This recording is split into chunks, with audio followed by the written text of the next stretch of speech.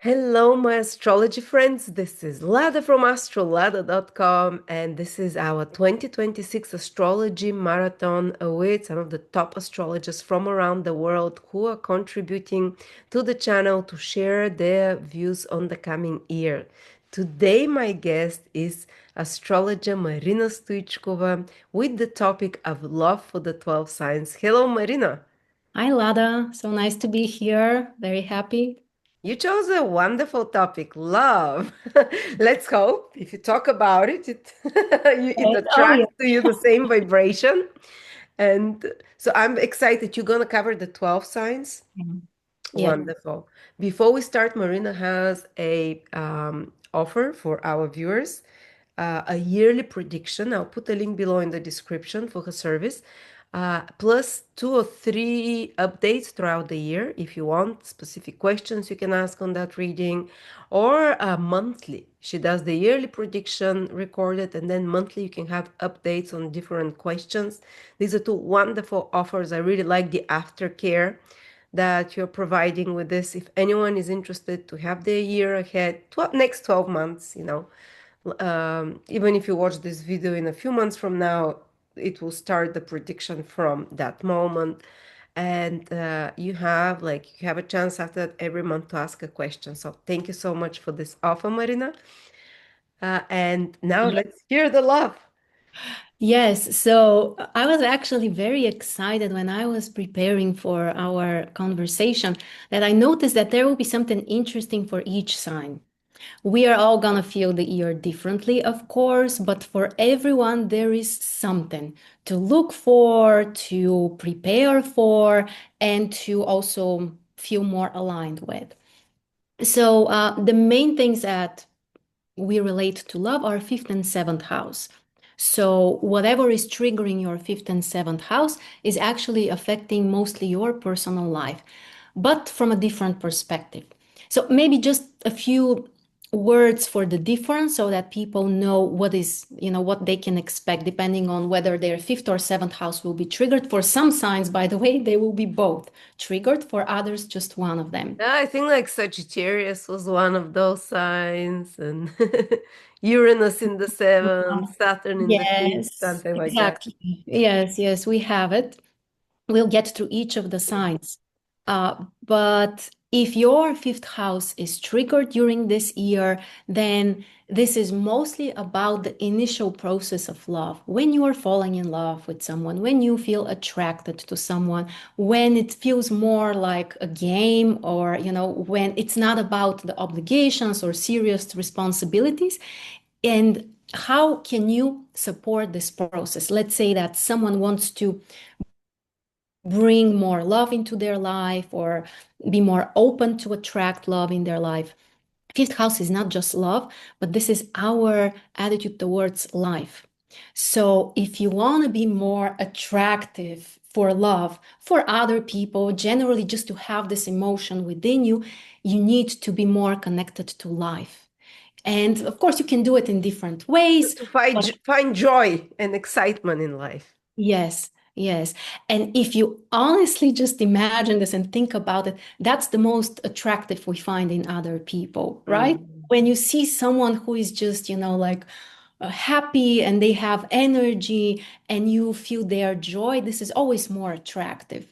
So, of course, this is mostly about ourselves, but in every case, if you want to be more open and experience more love, first try to find more joy in your own life, even when you are alone. This applies to everyone in a relationship, without a relationship, wanting to remain single, whatever the case is. If you want to have more love in your life, then basically you need to start loving your own life more. Okay, can you apply it when you're married already if your fifth house is Absolutely. because recently I've been sick for a couple of months and I just walk behind my husband and complain. Dara, dara, dara. And I can understand why he probably doesn't feel as loving or in love with me. I've been so horrible. So I see when you're joyful and energetic and excited about life, this is super attractive. And when you fall in love, you usually always show this side to others, how much fun you are, how adventurous you are, how positive you are. So Okay, let's see. Yeah, exactly, exactly. So that's the, I want to say simplest recipe. Sometimes it's simple, other times it's not, but in every case, it's really helpful. The other thing, so we will talk about fifth house, and also the other house is seventh house. So seventh house is more serious. In seventh house, we have the real relationship when it's already about connection, about certain level of responsibility, usually. And the most important there is if we can see the other person clearly. I was also thinking a lot about this recently when working with charts. Generally, this axis of the ascendant and seventh house and how important it is, and how if anyone wants to have better relationship, better marriage, or whatever, we need to integrate those two signs inside of ourselves, the ascendant and the descendant, and because they are always part of us. And Mm, you know this when very often, not always, but very often we may project more the seventh house on other people. others. Yeah. And then we start replaying some kind of scenario. So it's not always constructive. It depends on the chart, but usually we have issues. So one of the other recipes I want to suggest is generally try to integrate this axis, the ascendant and the descendant, those two signs within yourself, because this will allow you then to see other people in a more adequate way, not to repeat some kind of scenarios with them. So especially if for some of the signs, seventh house will be triggered. Again, we'll go through them in a moment. And if that's you, then I highly recommend to focus on that in particular. So those qualities that usually we see as, they're out there, someone else is like this, they are doing it. Try to check. Could it be that somehow, somewhere you also have it inside of you? Again, this can really change the It's kind dynamic. of be a bit bipolar. Yeah, but you know that the opposite signs, they are always the two sides of the same thing. I would like say have Capricorn, Cancer, Cancer rising, Yeah. soft, kind, warm, Saturn, cold. So Yes, but Pro- what's the mutual between Capricorn and Cancer? That they are based on rank difference. One is higher than the other. One is the parent, the other one is the kid, roughly speaking. And if someone has this axis on ascendant and seventh house and descendant, then this will be one of the main dynamics that one of the partners will tend to become the responsible one or the parent figure. The other one will be more careless, more childish, maybe more immature. So, why is that? Because if you think about it, like the natural positions of those two signs are fourth and 10th house, where we literally have this vertical line, Mhm. right? But when it falls on ascendant and descendant, this gets to the horizontal, but we may still replay it like some kind of vertical interaction. So Like, basically, mhm. that's the essence. Yes, they are different. One is distant or let's say very, strong and responsible. The other one is soft or vulnerable. But the mutual thing they have is this dynamic that one needs to be in control, the other one needs to be more taken care of. So when we recognize this, we can start working specifically on this area.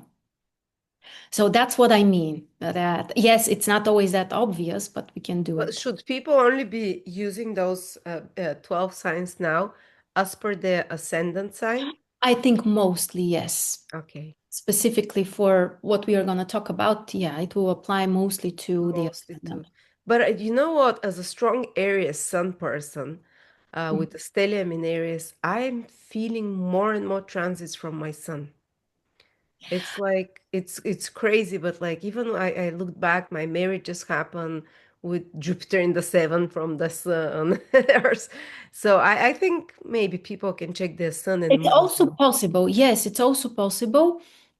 But for example, if it's well, yeah, you can check also the sun sign, Mm. but it might like on a more external level, I think the ascendant might be more important. But Check the three. Check yes, all three. a mistake, of course, to consider all of them.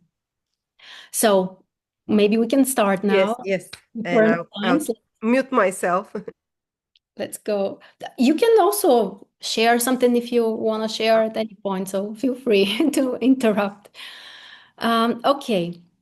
So we are starting with Aries. The most important is happening actually during the second half of the year. Once Jupiter moves to your fifth house in Leo, and a bit after that, also the South Node moves there as well. They will be in conjunction, but closer to the end of the year. So, what does it mean to have Jupiter in your fifth house? Well, that's exactly what I started with, that it's a great time to find more joy in your life. And that's the real way to also open up more to love, to attract more love. And here we have this interesting dynamic. So, what are we doing with the South Node there, which is pretty much opposite of Jupiter? Because if Jupiter is about expansion, about having more, about more opportunities, then the South Node is always about releasing something, letting go of something, being free of something. And the way that I see as a possibility is externally, we need to be more free. So if you have some kind of things that even may feel a bit like addictions, and this doesn't need to be something, like really bad or serious. I know for someone, this could be playing video games or, nowadays it's very modern also. Social. Social media, yes. Um, Try to generally see where do you get your joy in your life, like what is bringing you joy, and don't close your eyes for the more destructive or at least not so constructive things. It's very important to recognize them as well. So for example, I don't know, maybe you enjoy doing something that you also recognize as wasting your time, or maybe something doesn't affect your body so well, or tires your brain or something like that. So try to be as honest as you can, like what brings you joy in your life. And because of the South Node, it's a great time to let go of some of those things that you recognize are really not helping you to. Shine your light. Yes, or the other option is that they may bring you temporary comfort, but after that, you know that you are not feeling well. And you're This. drained of that spark that is actually the love spark. Yeah. Yes, yes, exactly. So this is something we can change, or Aries people can change during this year, especially the second half of the year. And Jupiter can still bring expansion, but Jupiter has two sides. We know that Jupiter rules not only Sagittarius, but also Pisces. And Sagittarius is more the external side, more about success, achievements, prosperity, this more shiny side. The Pisces side is the deeper one, which could be more about some kind of spiritual growth, about something internal, something that not everyone needs to see and know about.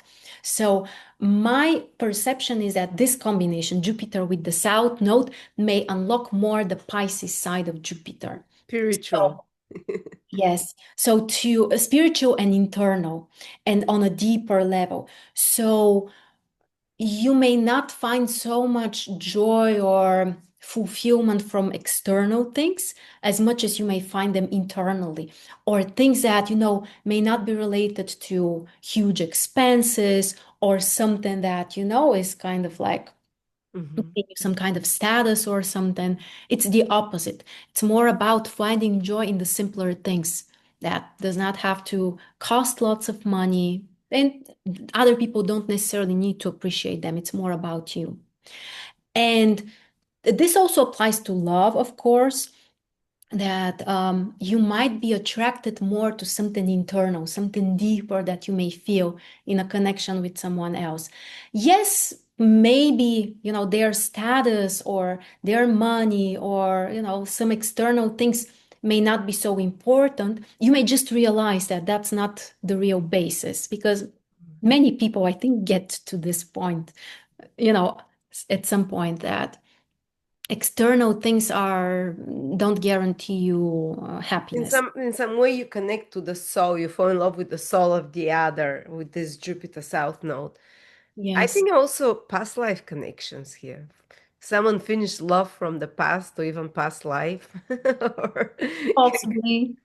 can Yeah. come. And for me, Jupiter South Node is always about letting go of old beliefs of how, in this case, love will be. Yes. and reframing it and seeing that it's possible in a totally different way that you haven't experienced till now. So there might be some kind of disappointment even in love. The south node is there, but Jupiter immediately helps you find um, the positive side of this, of that experience, and to open yourself to a different kind of love experience. Yes, absolutely. And generally, in this way, the person can grow. That's, their path of growth right now. And also, it could bring something from the past, as you said, could be past life, could be just something that, even from this life, from the past, old partner or interest or someone you might have dated in the past also may show up. Yeah, my sister-in-law met her partner, life partner, during South Node in her fifth house transit, but she knew him from school, but they were never dating back then. So it's true, like he always liked her. And they Yeah. reconnect like 15, 20 years later, 10 years. And they've been together for 7 years or something. Yeah, that's quite interesting. So, yeah, I think for Aries, the year is mostly about that. So, fifth house is the one which is the most active when it comes to love. Okay, we can continue with Taurus next. For Taurus, also fifth house will be active, but until August. So until August, also the south node will be in your fifth house, but without Jupiter. It's just the south node.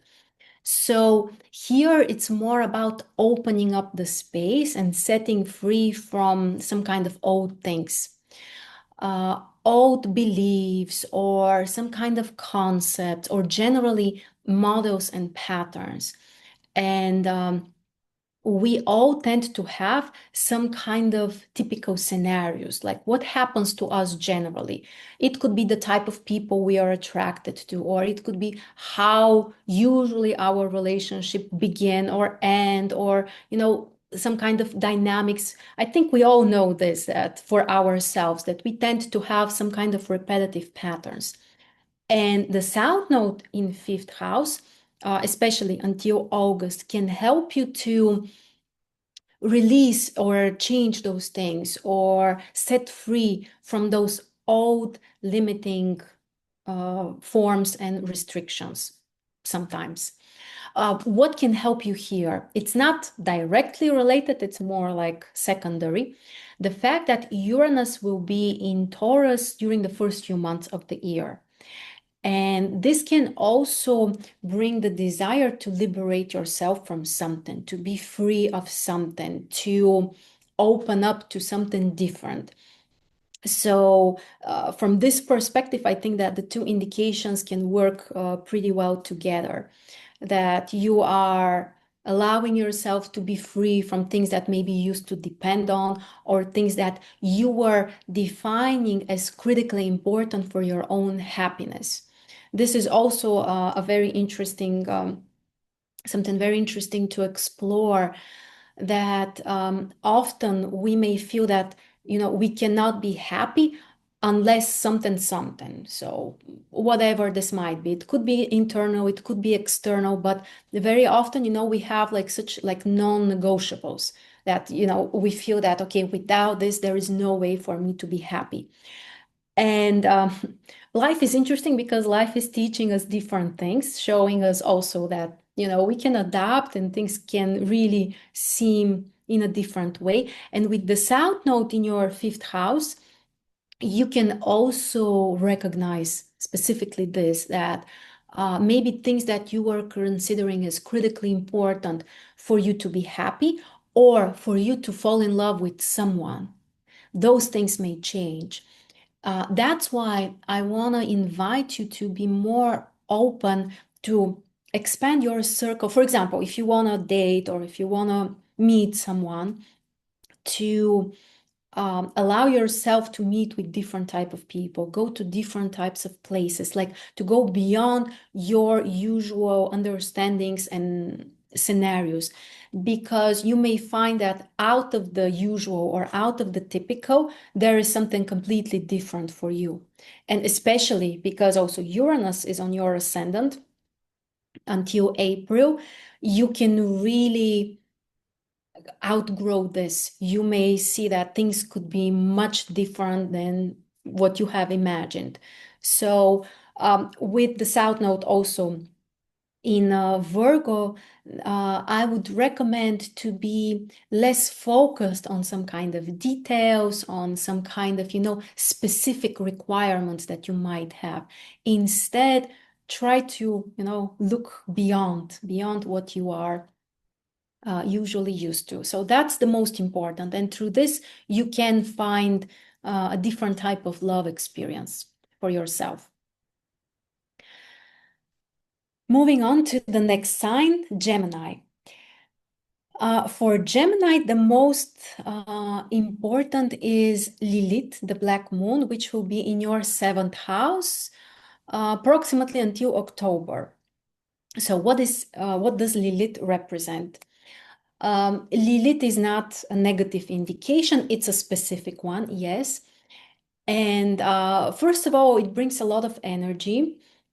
You might be interested to check out the story, the mythological story about Lilith. It's also very informative. Basically, Lilith is the first woman, but her right was denied. Because of that, she was very angry and she basically left. And then there were some scenarios related to revenge, to proving some things. So, why am I saying this? Because when Lilith is in your seventh house, what may come out as a topic could be some feeling of, let's say, unfairness. If you feel that you were not treated well, or someone was taking away your own right, or was not giving you the proper place. This is a very, very common theme for Lilith, to feel that you don't get the place that you feel you deserve, and to try to change something about it.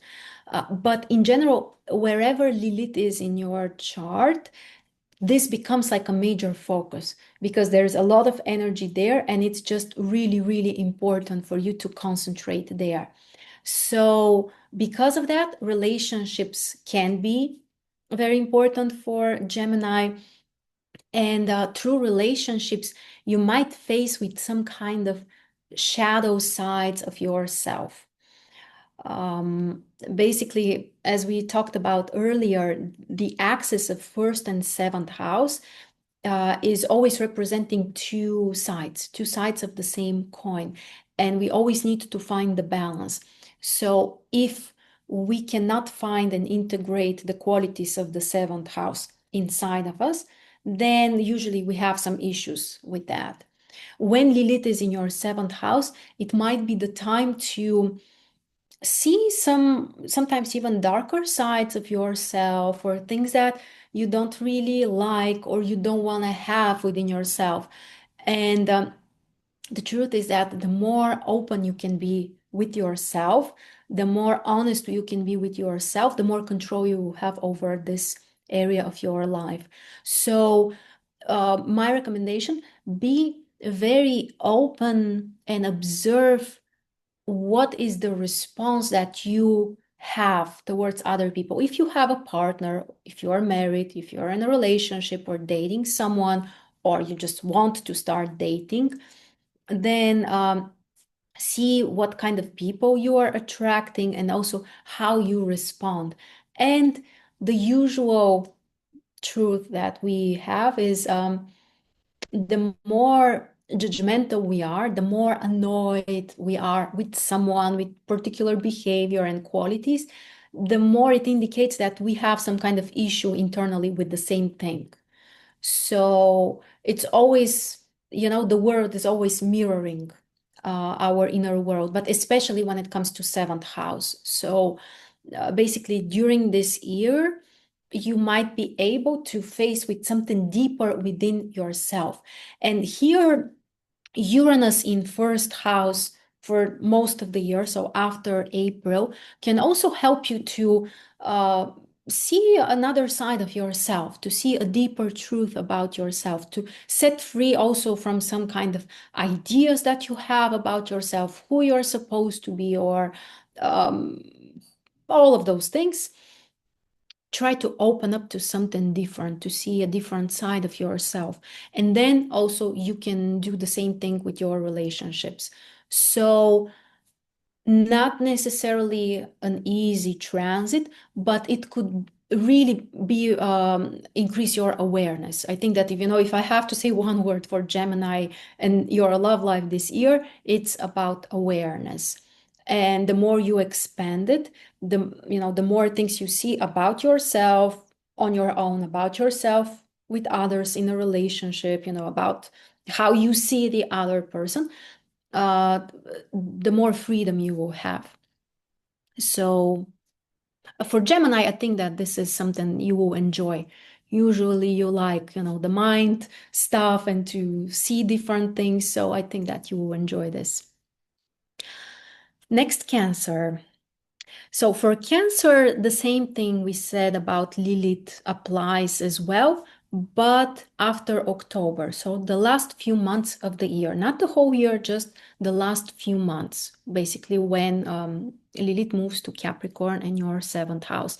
This could be a time when you can see also maybe some kind of suppressed desires you had, or things that you were not, openly sharing with others, or some kind of frustration you might have with your personal life or with your own partner, or the types of people, the types of relationships you have. And here the sign is also essential, that it's Capricorn, and it means that you can work with some kind of barriers, with some things that are, also like your own limitations or some kind of standards. So you can go beyond this. You can, again, through more awareness. That's the key word. When we talk about Lilith, we always need to notice more our negative reactions, negative responses. What triggers them? Like, what do we think is unfair, or where we think that we deserve more, or the other person is wrong, or this is, your clue that here you have to do some digging and you have to understand yourself better in some way. And it's interesting that Jupiter will be in your first house during the first half of the year. Jupiter in first house is not always related to love, but because Jupiter is in a water sign, it could bring also love. And why or how can this happen? It's in a more indirect way, but how to get to this? If you want to expand, if you want to share more with others, here the key is not to receive. I mean, not this shouldn't be the main focus, that, oh, you think that you deserve or somebody needs to give you something. This is not Jupiter. Jupiter brings generosity. When you have abundance, and when you have abundance, you feel capable of giving to others. And if you manage to process this energy, so Jupiter in your first house, again, I repeat, especially because it's in a water sign this year, then you, by sharing more with others, you can also find more connections. You can share more emotions also with other people. And this may also lead to dating or finding a partner, or just, falling in love. And that's why the recommendation is focus on giving, not on demanding, not on what other people are supposed to do, or the partner, especially with Lilith in your seventh house. This will not work so well. But if you find more energy inside of you, if you find more resource that you want to share with others, then you will become also more attractive. And yeah, basically that's also a recipe for love. Another key for Cancer, we know this, basically, in order to have deep love with someone else, first of all, we need to be able to love ourselves. Otherwise, we are just not able to allow another person to love us. And either we will sabotage it, or we may feel that it's not enough, or it will never feel, in alignment, or it will never feel enough. So this is just, like a popular, very common reason why we may struggle in relationships. If we are not able to love ourselves, it's very difficult again to have it with someone else. And Jupiter in first house can help you to focus more on that, more on yourself, more on appreciating your own body, starting even from that. Doesn't matter how you look like, doesn't matter what kind of standards you may have, but your body is literally your greatest asset that you have in this world. And if you can look from this perspective, but also to genuinely feel this, then you can start, just loving yourself and your own body because it's yours and because that's the only thing that you actually have in this world. And the more we can love and accept ourselves again, the more we can open up and allow someone else, first of all, to see us in a more authentic way. This is also a big topic, to allow yourself to be, open, more vulnerable, to be seen by someone else. And if you don't love yourself, usually you're trying to keep others away. So Jupiter in first house can help with that. Can I ask something? Cancer is going to have Venus retrograde in Scorpio in October Mhm. as well. Maybe a couple of words for that in the fifth house. Yes, the way we love. So this is very interesting that Cancer has Scorpio in fifth house. Like for me, when I was learning this years ago, I remember this was like mind opening, like it makes so sense, because we know the type of love that Cancer has, which is very much like a Scorpio, this attachment, possessiveness, Mhm. fear of losing someone, it's very typical for Cancer. It's because in love, Cancer behaves like a Scorpio, basically. Mhm. So, Venus retrograde in fifth house in Scorpio, in particular, can, from one side, bring deeper feelings, something which also we might have suppressed, or but it can help us also to transform something around it. Maybe some kind of the fears or this feeling that, we need to have some kind of stability or certainty so that we know that we won't lose something we love. So, yeah, Scorpio is very often related to the topic around losses. So, to simplest and also most complicated is just to try to stop feeling this constant fear. If Mhm. you accept the idea that basically you don't own anyone or anything in this life, you have much less fear after Mhm. that. Mhm. So You don't the have control over.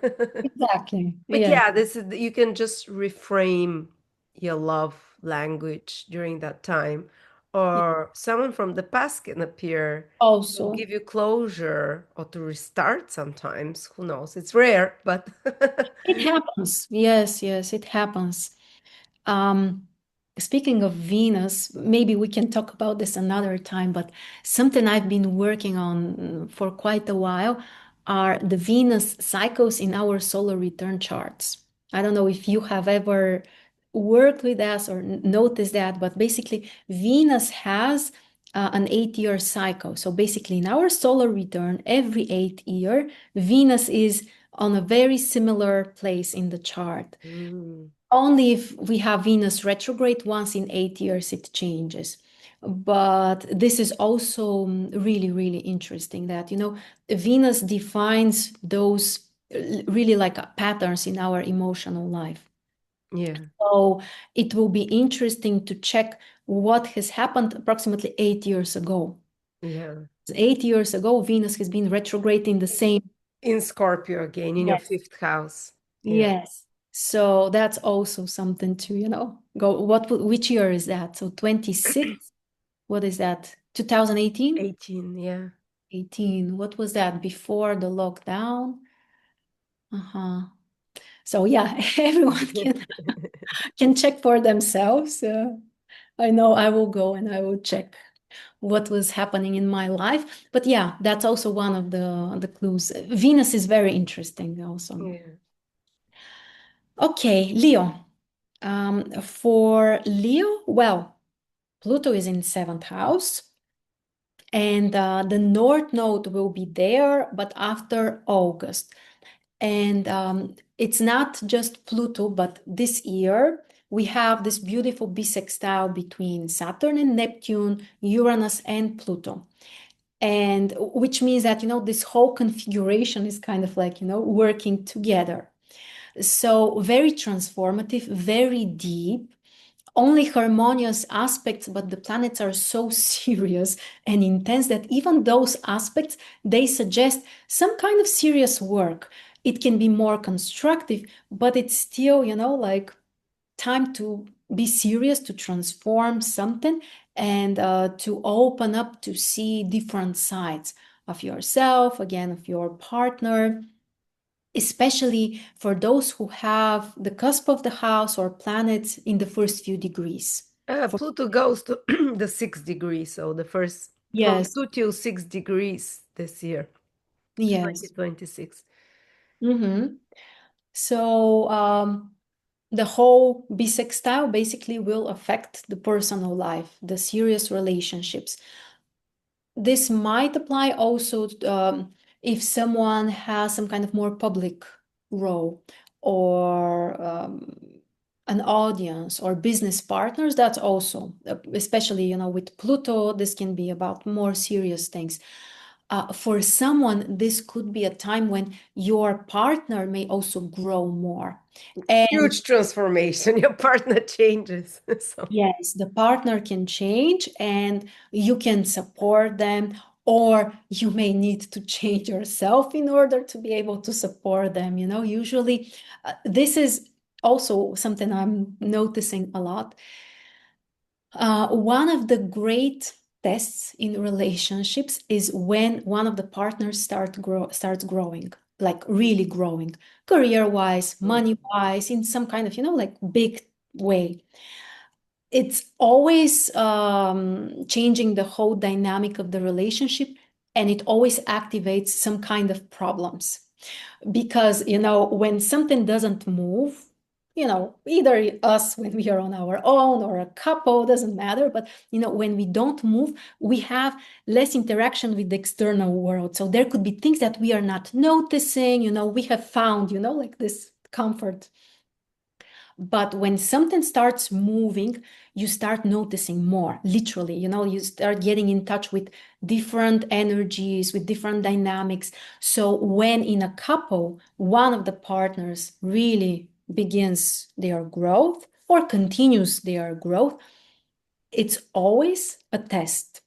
Mhm. And the other one either, can sabotage this or can support this. Yeah. And That's react. how you see if you have a keeper or Yes, but in reality, it's for the person who is not growing is very difficult to allow the other one to grow. If we talk about, how it really works in because reality. they feel the other one is slipping away from their fingers and they want to control them. So with Pluto in the seventh house, you can start either you or your partner can start trying to control you more or you to control the partner. Or if you're single, you can attract very Plutonian people, Scorpios, or powerful people, people with worldly power or some kind of psychological power over you. Or in the best case scenario, because there's a lot of sextile trines to this Pluto, people that are extremely deep, profound, and that relationship that transforms you together, that makes you grow together in a powerful way. So let's hope for that rather than some psycho, you know, someone who's, checking on your phone all the time. And Yeah. So there is a chance really that you can grow, but together with someone else. Yeah.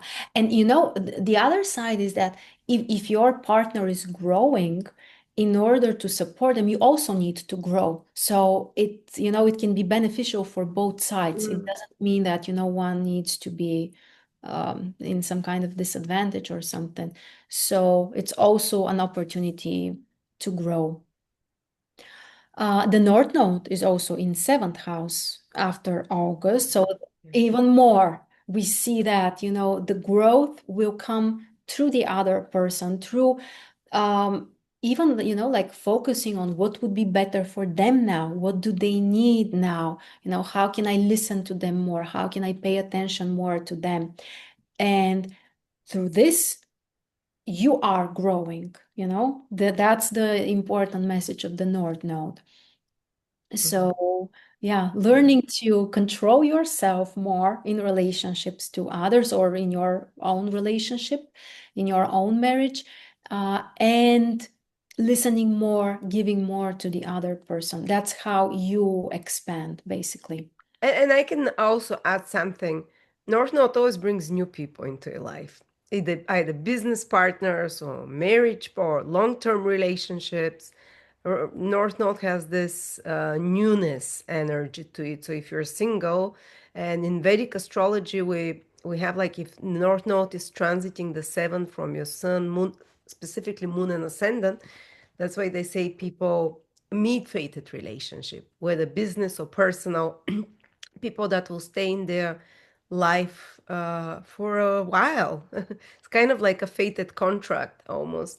But I also notice North Node can carry the energy of foreigners, people from different background, from very different social background, usually materially successful people, because North Node is ambitious in ancient astrology. Because I like to Mhm. mix meanings of Western astrology is more psychological, which is about growth. Well, Eastern astrology says Rahu is foreigners. Rahu in the North Node is people that have been divorced before, people that have been uh, kind of compromised a little bit, but that's like married and divorced. Nowadays, this doesn't count in modern society because that's not.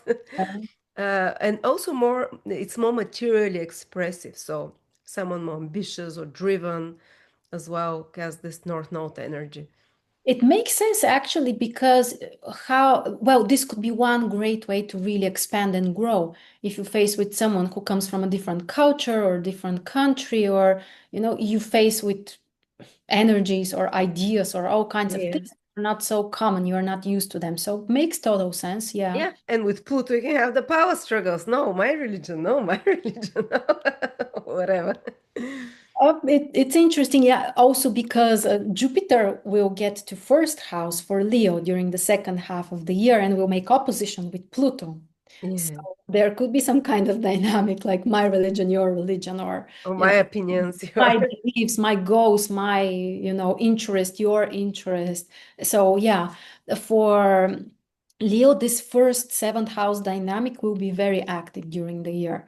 Pluto, North Node in seventh house, Jupiter, the South Node in first house. So So there's huge changes for Leos in their how they view themselves, and their relationships overall on the internal and external level. This is probably Leos will be having the biggest shifts when it comes to relationships, yeah, starting new ones, transforming existing ones, ending. absolutely. Yeah. Who they are, how they express all of this. So yeah, big year. Okay, let's move on. Virgo. For Virgo, the North Node will be in seventh house, but until August. So until August, while the North Node is still in Pisces, your seventh house will be activated. And this is also about some kind of possible expansion, but it comes more through compassion, emotional understanding, emotional connection, maybe sometimes even making some kind of sacrifice or more with some kind of care. So definitely in a more emotional way. And what's interesting is that Neptune and Saturn are leaving your seventh house. So January, February, both Saturn and Neptune are already transitioning to Aries, which means that they are finally leaving your seventh house. This can also change the dynamics, by the way. You may notice this. And especially with Saturn for the past 2.5 years, you might have faced maybe with some kind of restrictions or lots of, responsibilities, or your relationships maybe were more on hold. And now Saturn and Neptune are again clearing the space for you, but the North Node will still be there.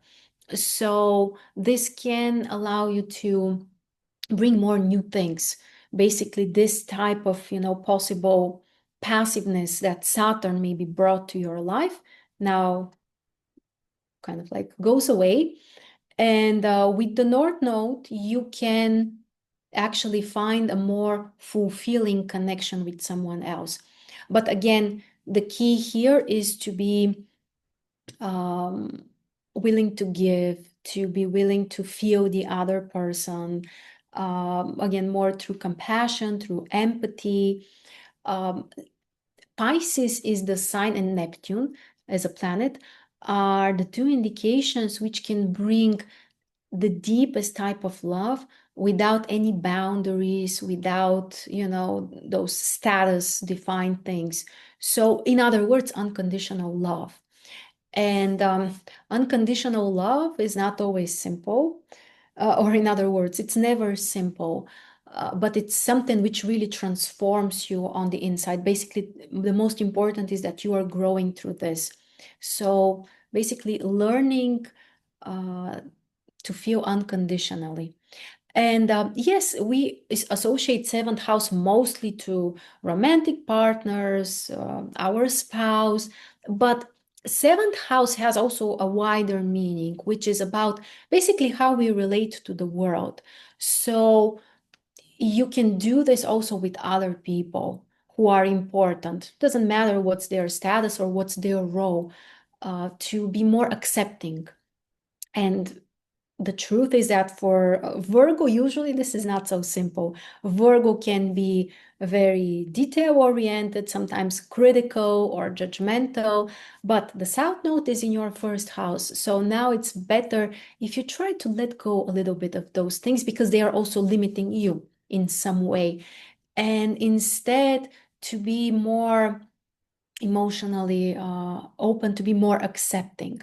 This is your way of improving your relationships with your significant person or generally with the world, and getting closer potentially to this experience of more loving more unconditionally. So, big lesson, again, not necessarily so simple, but bringing great opportunities. And Lilith will be in your fifth house after October, which can bring more things to the surface in terms of falling in love, in terms of what do you find attractive, what do you need in order to be reassured that you have a place, that you are loved. And perhaps some of those things can change. You can see them from a different point of view, or you might also set yourself free from that. But here again, I want to just say about Lilith. Lilith is not negative. Lilith is a symbol which can bring love also because it activates the topic very much. So, yeah, it's also possible. Let's move on with Libra.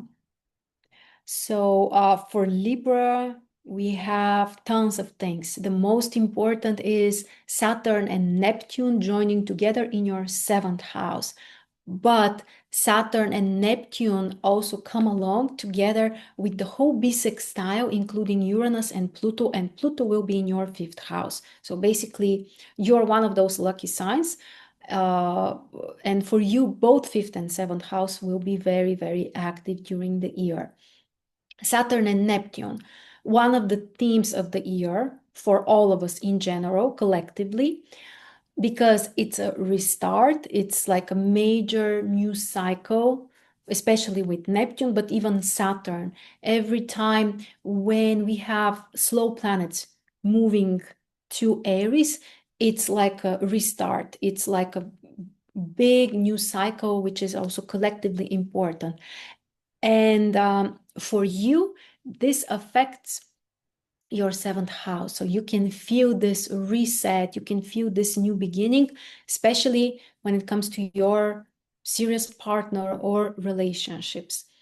And Saturn and Neptune, again, this is not a harmonious combination because the two planets want completely different things. Saturn wants the stability, the clarity, the responsibility. Neptune is also Saturn wants some level of space and distance. Neptune likes to blur things and to connect us very deeply without any boundaries. So Saturn wants to put the boundaries, Neptune wants to dissolve the boundaries. And you might find yourself in between those two patterns also. It will depend on what's closer to your nature. Here, I would recommend you to, in order to understand better the impact of Saturn and Neptune for you this year, start from your own chart. Which energy is stronger for you? Do you have stronger Saturn, more earth energy? Or do you have stronger Neptune and more water energy? Depending on that, you may see which of those feels closer and you just resonate with this, and which of those maybe might be missing. So you may feel it more like a clash or more like, okay, this is something I'm not so used to, but now I need to do more of. So to understand better the Saturn-Neptune conjunction, that's my recommendation. Check which energy dominates or feels closer. Or maybe you also just know this for yourself, which one is feels more comfortable, basically. Some people want more the stability, other people want more some kind of emotional connection, closeness. And is it possible to have both? Honestly, I can't answer this question. I don't think that the answer will be universal to all of us. For someone, maybe, for someone else, maybe not. But in every case, we will be shifting between the two. And Pluto and Uranus are also bringing their energy to your seventh house. So the transformation can be really deep, and this process may unfold for a really long time. It might be triggered by some kind of also collective or group processes or social processes that you are part of. So other people can definitely play a significant role, especially if you are a more social person. If you are part of some kind of groups or people who share similar interests, or you are, more out in the world, then this will be even more important to you, the impact that may come from others. Maybe someone may introduce you to someone, or even some kind of social trends may have some kind of impact on you. You may just feel, some kind of social waves in this direction, how things are transforming. So definitely big year for Libra.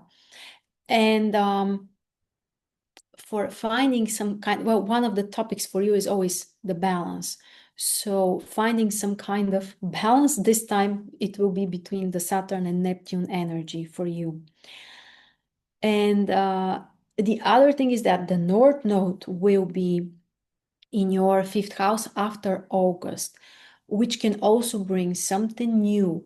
Sometimes it could be literally like a new person in your life.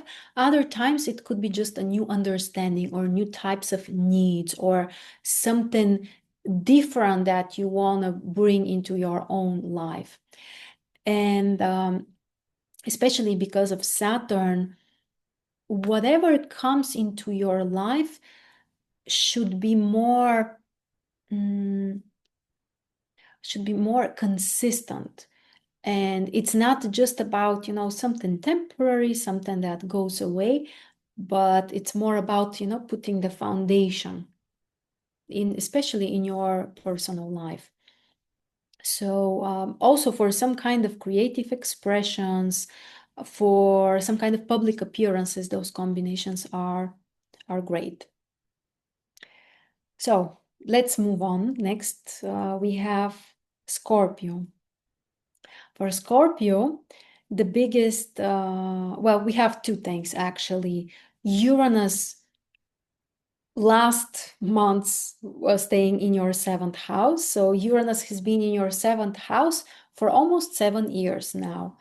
And until April, Uranus is still in Taurus, which means that for you, this is your 7th house. The last degrees, when the planets get to the last degrees, this is the time of some kind of closure or seeing, like the last final results of something. So those things, those processes that have been active in your personal life, especially for the past almost 7 years, now may either get to their final point or some kind of culmination, or you may even start having a better understanding. What was the meaning? What did you get out of this? You might understand it even later when Uranus moves out of 7th house, but the last few degrees are, they are very Neptunian actually. The energy works more internally. It could be slower, it could be more passive, but the most important is this inner processing. So Uranus is in those last 2 degrees of the sign from the beginning of the year, again in your 7th house. So it could be also kind of like the last opportunity, in a sense, in a way, to drastically change something in your personal life, especially if you have delayed something, you have postponed, or you were wondering, should I do it or maybe not? Uranus, especially until April, being in your 7th house, is still giving you this window of opportunity. So very transformative. The other thing is that the North Node will be in your 5th house until August. And this is about love. This is about something new. And because it's in Pisces, it could be more emotional. It's actually very close to, for you, one of the most important things is depth. For Scorpio, this is always a huge theme. And with the North Node in your 5th house, you can find some kind of deeper connection. You can love something in a much deeper way. And sometimes this could be a person. This could be about someone you are dating or someone you are meeting or even you are already in a relationship with. But not only, love actually can be something much wider than just a particular person. So you may find interest in something like a hobby, like an interest, basically some kind of passion. That's the most important thing about 5th house, to be connected to life, first of all, to find some kind of passion, or maybe you already have it, but then to nurture this, and then it expands the amount of love you can feel in yourself and in your life.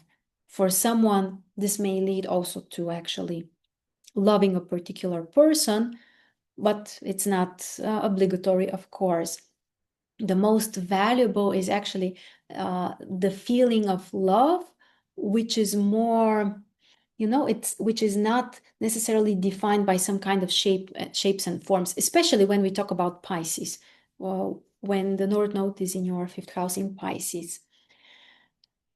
So yeah, that's the essence. More freedom, something new, expansion, and especially when it comes to a more depth. By the way, this relates well to Uranus because something that Uranus does not like is superficial, materialistic, formal things. Those things Uranus can literally destroy.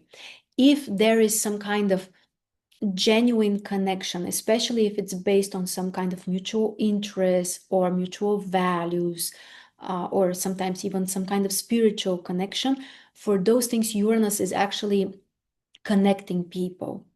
So both of those, North Node in Pisces in your fifth and Uranus in your seventh house are about depth, deeper meaning, first of all, deeper connection, and less formal and superficial things in your life. So that's the theme. It feels very close to Scorpio as nature. Sagittarius is next. For Sagittarius, we have also two major events. Uranus in your seventh house after April. So last year, for a little bit, Uranus moved to your seventh house, but then it moved away. Now, this is like the final step when Uranus is moving to your seventh house and it's not going to leave for another almost 7 years. So it's a beginning. You might have tasted the first bits of this last year, 25, but in 26, you will kind of like get into the deep water. And Uranus is liberating. Uranus is very transformative, especially when it comes to some kind of old restrictive patterns. Or if something is already kind of like outdated, if something feels boring, if something is empty. Sometimes, this is also part of life. We might stay in a situation even after we feel that, things are kind of like no longer alive. Uranus is testing those things. And the way it works is usually by bringing intense dynamic energy and changes. And for some people, this can be very, basically bringing more life and can feel very exciting and could be, like a rebirth for your relationship, especially again, if things were more on hold or were more passive, then Uranus can bring, like drive, basically motivation, drive, interest, excitement. But you need to be, both of us need to be in alignment with this. If not, then Uranus may show those things that you were maybe trying to avoid looking at. And in those cases, sometimes, again, this is not for everyone, but sometimes this could be the time to maybe end something, to set yourself free from something, to take some kind of risk. Here, I always have one general advice, especially for the Uranus transits, because you can do something, as we call this, on a resource. So basically, when you have the energy to create something and you feel like, okay, I'm ready, it's time for something new, or I want a change. And this can be either, again, on a resource, or it could be triggered by some kind of frustration. And this could be just a compensation. And when we are doing something on a resource, we have the chance to actually develop something, and this may lead in a harmonious, constructive direction. If we do something just because we are frustrated and we are trying to compensate something, the chances for some kind of fulfillment later on are significantly smaller. And how you can check this? There is one quite simple way, actually. When you get the impulse, so you feel like, okay, I want to change something, let's say a new relationship or something in my relationship, or, like that's the end. I want something. Check if you are capable of waiting. And if it feels like, okay, I really want this, but I realize that, now the time is not ideal. Maybe I need to wait for another month or 2 months or maybe even 6 months. And you can control yourself and say, okay, I want it, but it's not a life or death situation. I can wait because I see that it's not the ideal time. The chance that you are doing this on a resource is significantly higher. If the impulse comes and you feel like I can't wait anymore, and you see that maybe the time is not ideal, maybe this will trigger or bring consequences and problems, but you still can't stop yourself. You still feel like I'm doing it. There is a very strong possibility that it's triggered by frustration and the outcome will not necessarily be good for you.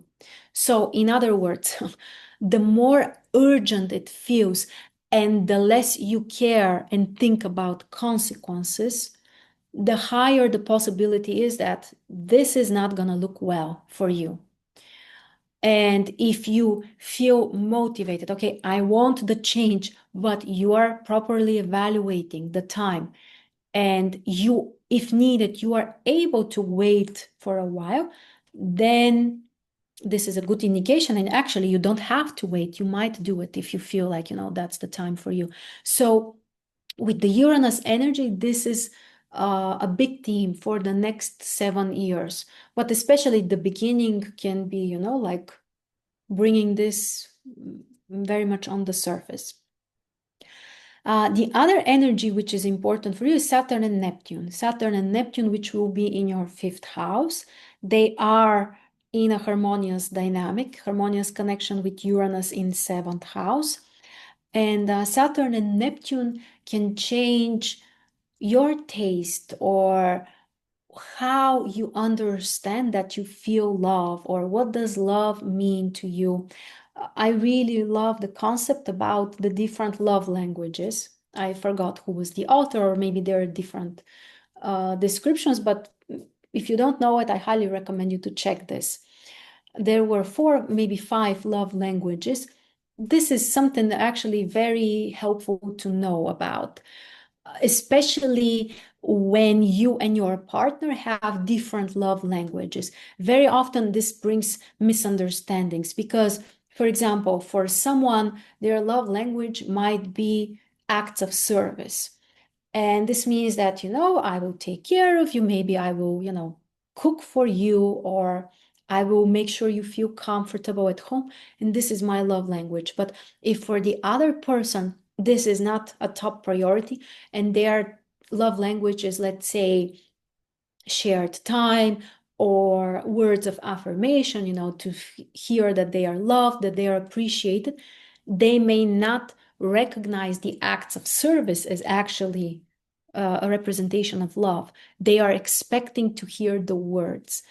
And the more you know about those things in a relationship, I think the better you can understand each other. So with Saturn and Neptune in your fifth house, first of all, you may explore more, okay, what is my love language, or which are the things, there could be a few things that just make you feel loved. How do you understand that someone really loves you?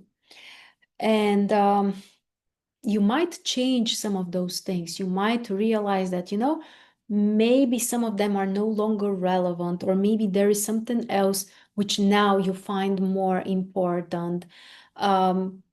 Saturn can bring such reevaluations and changing priorities. And usually Saturn decreases.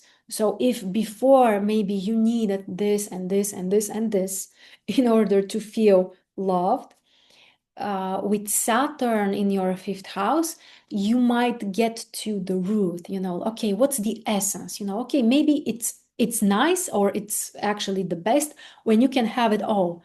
The acts of service, shared time, What were the others? Physical affection, gifts, and so on. So ideally, we can have all of them.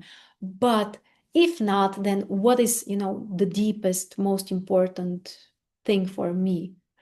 And you might see that things are different for you now, that you can value something else, and this can show you that you feel loved.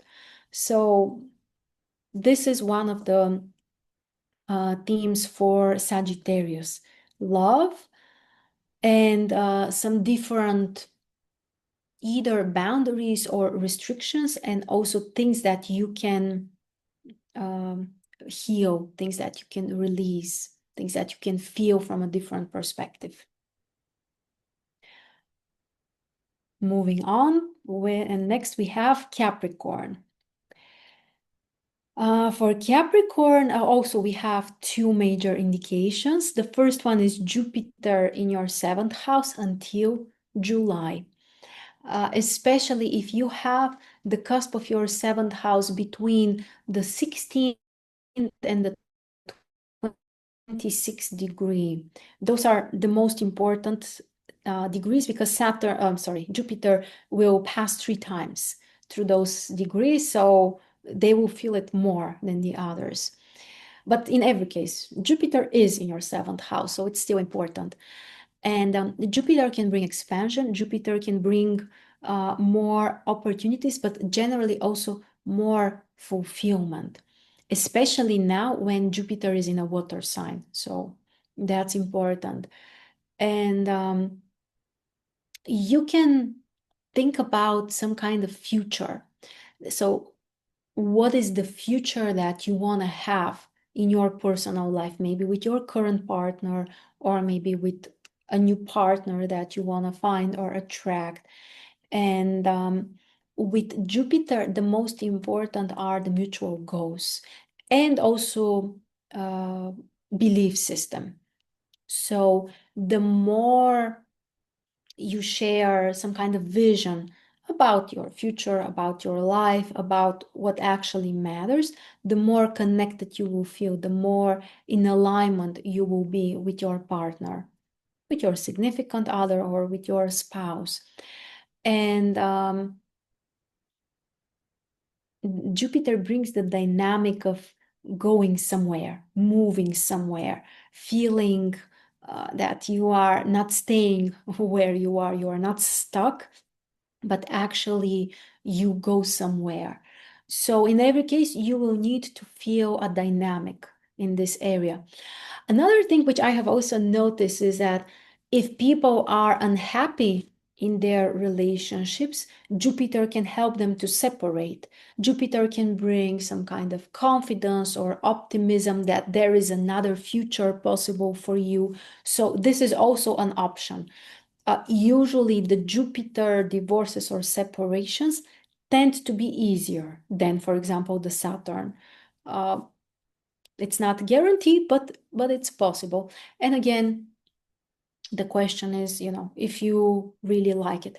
For some people, another option is that you may have an abundance of potential partners. So someone else might come out or come up, or you may have a few people interested in you, or sometimes you can even have, parallel interactions. Everyone sees things differently, so that's also a valid option, especially nowadays, I think.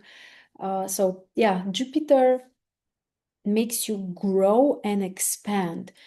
And especially until July, the first half of the year, this is a great opportunity to grow again through relationships, through partnering up with someone else, sharing a path together, basically. Uranus is in the fifth house. And Uranus in the fifth house can bring something new, but it's until the end of April, so just part of the year. And something may come to the surface, like some kind of inner change that might have kind of like, been building up within you for maybe almost 7 years since Uranus moved to your fifth house. So yeah, there could be something liberating also when it comes to love, attraction, interest, passion. Those things are also being reformed for you. Next, we will talk about Aquarius. For Aquarius, Jupiter will be in 7th house, but after July. And until the end of the year, it will stay there. From one side, Jupiter can bring opportunities and new experiences, but it's important that the South Node will also join Jupiter in your 7th house after August. So basically, Jupiter and the South Node at the same time. And this means that you may need to open up the space by, releasing some things, changing something. And because of that, you can add something new. So this dynamic of, like plus minus is very important when we have the South Node and Jupiter at the same time. And I would recommend you to explore things both externally and internally, because both layers are really important. And with the South Node, it's possible that some external things can be less important for you. You may let go of them. And on the other side, something which is more internal, so something which is closer to the Pisces side of Jupiter, which is more the internal, maybe even more spiritual side, this can become just more valuable for you and for your relationship. So maybe you will care less about some kind of status, about some kind of concrete achievements or even concrete goals, but instead you will be more interested, more impressed, more fulfilled also by the feeling of some kind of meaning or the ambition, the motivation. And this may happen together with your partner, or it could be a process which is just parallel for your own partner. And with this combination, it's possible that even if they want to grow, their results may not be obvious right away or on the surface. And this is not that rare and surprising, actually, especially if this is something important. It takes time to see external expression or results. And what's important here, to keep investing your energy, to have faith, to believe in your partner, especially if you want them to grow, especially if you want them to develop. And if you don't see immediate results, if you don't see things changing externally, you shouldn't give up. This seems more like an investment in the future by, again, trusting, supporting your partner, having faith in them, and maybe even guiding them in some way if you feel capable, if you feel like you have the energy for that. Long term, this may pay off. You may see the rewards and the benefits. So, what do you really value? What is important for you in your relationship? The summer might be especially interesting because once Jupiter moves to your 7th house, to Leo, it will have an opposition with Pluto. So, there could be basically some kind of strong dynamic for 7th house. Pluto and the North Node are in your 1st house. Jupiter and South Node are in your 7th house. So your own personal role, your own actions, your own behavior, attitude, and so on will have a direct reflection on your own partner, the dynamic, the relationship, and so on. So also, in other words, if you want something to change in your relationship, you want it to grow, to improve, or you want your partner to be able to grow more, you have to look from your perspective, like what can you do for that? Not to demand more from them, not to put more conditions to them, but instead to say, okay, what can I do? How can I grow? How can I offer some kind of support. In this way, you will be growing yourself again, because the North Node will be in your first house. So this theme will be important for 18 months for you. And also with Pluto, it's a great way to transform. But keep in mind that the summer might be intense. So there could be sometimes conflicts, or something may come up as a contradiction. So maybe you may have different desires, different interests, different goals. So yeah, you need to find the balance. Uranus will be in fifth house after April, supporting Jupiter, especially during the summer. So something new, something more exciting, and something that may bring this inspiration. It doesn't need to be material. It doesn't need to be very pragmatic. Actually, the less pragmatic it is, the more excited you may feel. And generally, I feel like, especially in your personal life, one of the main topics, common topics, is less material focus, or less focus on the surface, but finding more some kind of meaning, or some kind of interest, or something that maybe you can't measure right now, you can't evaluate right now, but long term you can see the change and the benefits. So exciting combination. And finally, we have Pisces. For Pisces, Jupiter is in fifth house until July. Jupiter still in Cancer, which means exalted, and also Jupiter is your old ruler.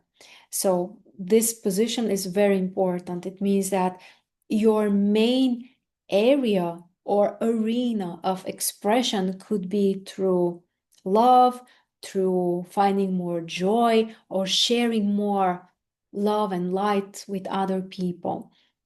So the more joy you can find, the more you allow yourself also to have fun, to be excited about things, the more you will charge also the people around you. You can be literally like a source of inspiration for others. It can make you much more attractive, more noticeable, more interesting to others, but also can bring this feeling of some kind of shared emotions, shared experiences. So it could be a really fun time, actually. And the South Node is in your seventh house until August, which means that serious relationships, or those dynamics when it's just about responsibilities, about some kind of rules, this is not the main thing for you now. The more important thing is just to find the love, to feel the excitement, to feel the emotion, and maybe even to have some kind of abundance. Don't especially if you're searching for a new relationship, don't get hooked on the very first thing you see. Instead, you can try to use this opportunity to basically see more in this world, like see what other people can offer, or what are the options. Jupiter really is about the expansion. So this year you can expand more through the fun, through the entertainment, through allowing yourself also to take some kind of risks as well, especially through the things that you love. And the South Node is in seventh house, so don't rely on other people. So don't necessarily wait for someone to ask you out or to make the first step. When the North Node is in your first house, you need to make the first step. You need to be proactive. You need to find new places, new experiences. So I know that for Pisces, this is not necessarily the most comfortable for you, uh, but it's a way to grow as well. So putting yourself more out there, allowing yourself to attract and to receive more attention, to be seen, to express your more authentic nature. And for Pisces, usually, this doesn't mean that, you will be like a Leo, let's say that, you will speak and everyone should listen to you and, you have to be very extravagant, or usually that's not Pisces way. It could be in your soft way, even a little bit shy way. Why not? But the point is not that you have to be in a particular way. The point is to allow yourself to express the way you are or who you really are. And actually, that's what can bring the genuine connection to others.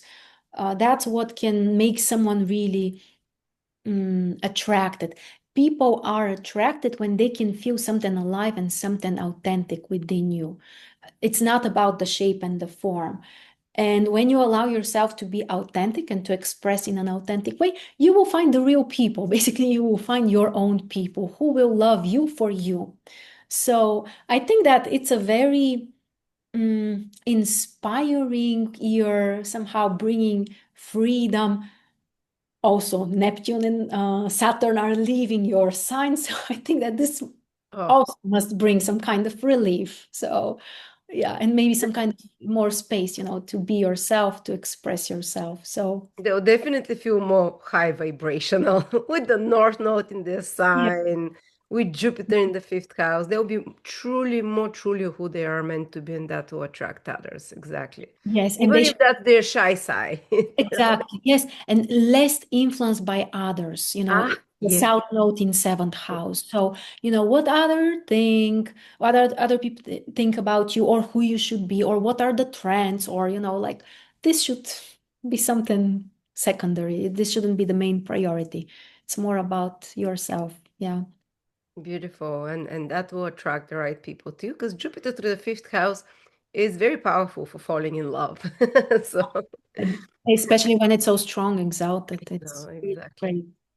Thank you so much, Marina. This was beautiful. It was my Uh, pleasure. and so psychological, so touching yet profound. Again, if anyone like Marina to be their personal astrologer for the year, not just one big prediction for the year ahead, but top ups, as we call them, monthly or 2, 3 times per year. I'm putting a link below. You can contact her and you can see those offerings and connect to her beautiful Pisces, Piscean, Capricorn, Cancer soul. As you can feel her gentleness there, feminine, feminine leading approach. So thank you so much, Marina. Again, thank you, everyone. May you be blessed. May you have a lot of love in your life.